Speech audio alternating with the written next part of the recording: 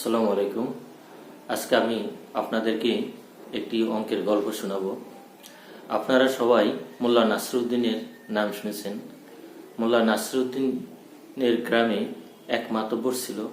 মাতব্বরের অগাধ ধন সম্পদ এবং অনেকগুলি গাধা ছিল। তখন মাতব্বর খুব দানশীল ব্যক্তি ছিলেন, সবাইকে দান করে দিতেন।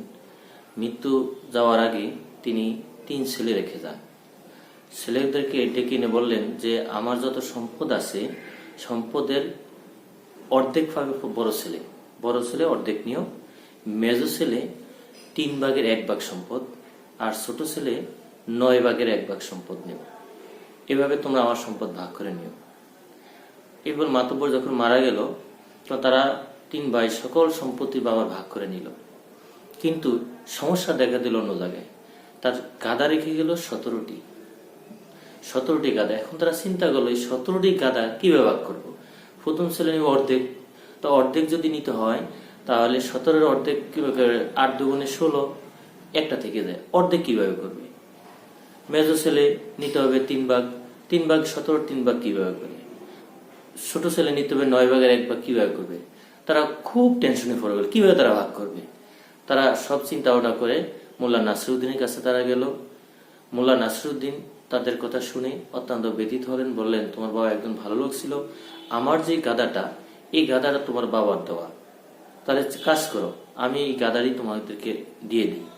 তাহলে তোমাদের গাদা 17টি আমি দিয়ে দিলাম, এবার তোমরা ভাগ করে নাও। তা এখন গাদা হলো 18টি। 18টি না তারা খুশি যে ভাগটা এখন করা যায়।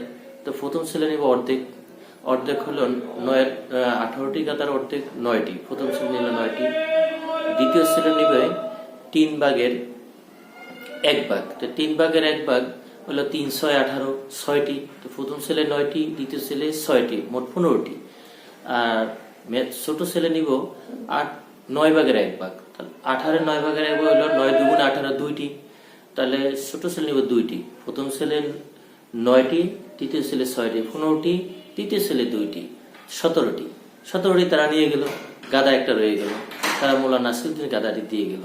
কি চমৎকার ভাগ। আসলে এখানে একটা শুভঙ্করের ফাঁকি। কোন জায়গাটায় কেন তারা প্রথম 17টি গাদা ভাগ করতে পারলো না।